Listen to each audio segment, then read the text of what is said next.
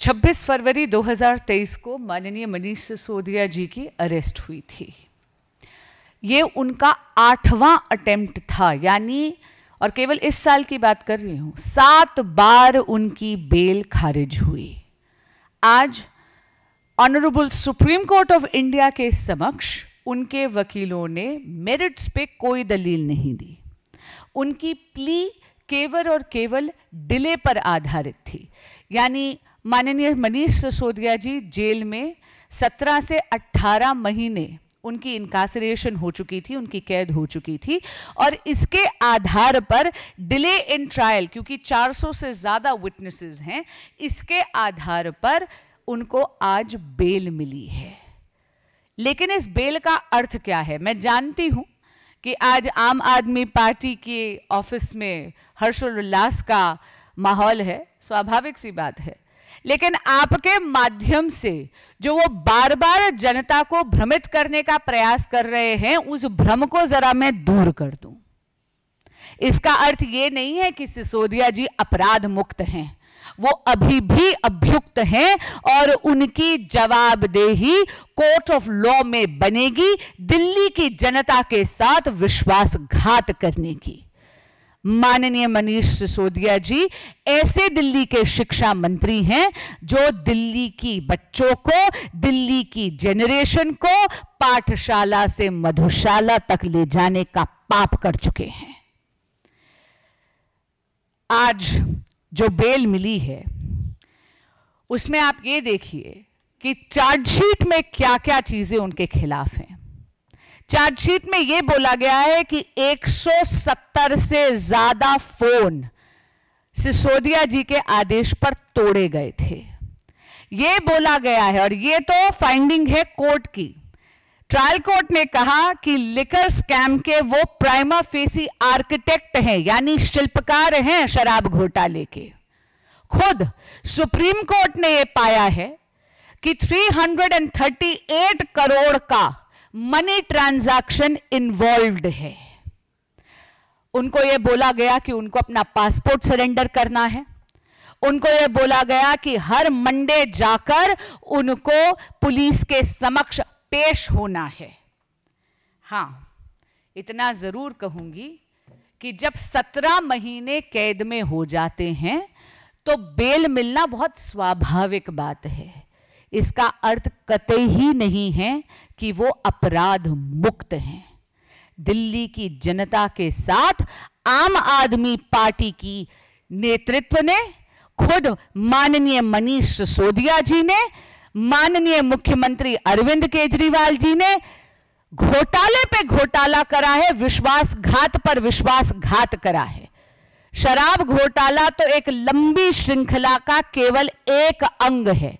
शराब घोटाला, क्लासरूम घोटाला, दिल्ली में जल बोर्ड का घोटाला, पैनिक बटन का घोटाला, अगर आपके सामने मैं एक पूरी लिस्ट दूं तो सुबह से शाम हो जाए। माननीय मनीष सिसोदिया जी को आज जो ये बेल मिली है, ये एक प्रोसीजरल ऑर्डर है। सर्वोच्च न्यायालय के इस निर्णय का तो भारतीय जनता पार्टी स्वागत करती है, लेकिन इतना जरूर कहेगी कि माननीय मनीष सिसोदिया जी की दिल्ली की जनता के प्रति और कोर्ट ऑफ लॉ में जवाबदेही बरकरार रहती है। धन्यवाद। कोई क्वेश्चन हो तो आप ले सकते हैं। Avinash, India TV.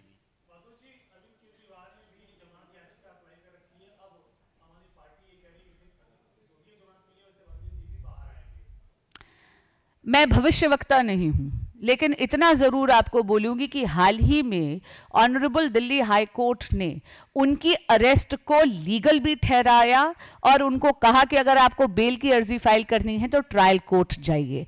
और ऑनरेबल दिल्ली हाई कोर्ट की जो ऑब्जर्वेशन थी वो ये थी कि इन्वेस्टिगेटिंग एजेंसीज के पास जस्टिफाइबल रीजंस हैं उनको अरेस्ट करने की। एक बात मैं आपको और इसमें जरूर कहना चाहूंगी, माननीय मुख्यमंत्री अरविंद केजरीवाल जी की ये जो हट है कि वो जेल से ही सरकार चलाएंगे, इसके कारण दिल्ली की जनता का अहित हो रहा है। दिल्ली में गवर्नेंस जीरो है, दिल्ली में एक कंप्लीट पॉलिसी पैरालिसिस हो रखा है। आपके माध्यम से ये जरूर कहना चाहूंगी माननीय मुख्यमंत्री अरविंद केजरीवाल जी को कि जब विभिन्न कचहरियों ने उनकी जमानत भी रिजेक्ट करी और ये भी कहा है कि उनकी अरेस्ट भी लीगल है, तो उनको नैतिकता के आधार पर रेजिग्नेशन देना चाहिए।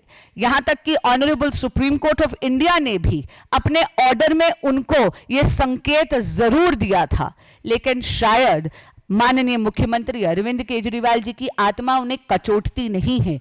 ये जो सत्ता का मोह है, हो सकता है यह सत्ता के अहंकार से उपजता है। और कोई प्रश्न? Mini TV 18। वो मनीष अंकल जो एक पौवे के साथ दूसरा पौवा मुफ्त बांटते हैं। राघव चड्डा जी को शायद काफी गलतफहमी है। माननीय मनीष सिसोदिया जी ने एक क्षम्य पाप करा है। पाठशाला से बच्चों को मधुशाला ले जाने का पाप, दिल्ली की नस्ल खराब करने का पाप, दिल्ली में समाज को खराब करने का पाप। आपको याद होगा गली गली में एक एक रेजिडेंशियल कॉलोनी के आगे आम आदमी पार्टी ने अपनी जेबें भरने के लिए ठेके खुलवा दिए थे। ये तो दिल्ली की आरडब्ल्यूए, दिल्ली की माताएं और बहनें और भारतीय जनता पार्टी के कर्मठ कार्यकर्ताओं के रेगुलर प्रोटेस्ट के कारण, धरना प्रदर्शन के कारण कुछ सुध लेकर इन ठेकों को बंद करवाया गया। और कोई प्रश्न?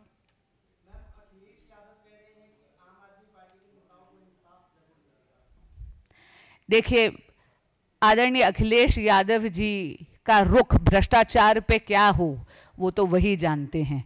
इतना जरूर कह दूंगी, भारतीय जनता पार्टी के लिए भ्रष्टाचार की ये लड़ाई चुनावी मुद्दा नहीं है। भ्रष्टाचार के खिलाफ लड़ाई हमारे लिए एक सैद्धांतिक प्रतिबद्धता है। बहुत बहुत धन्यवाद।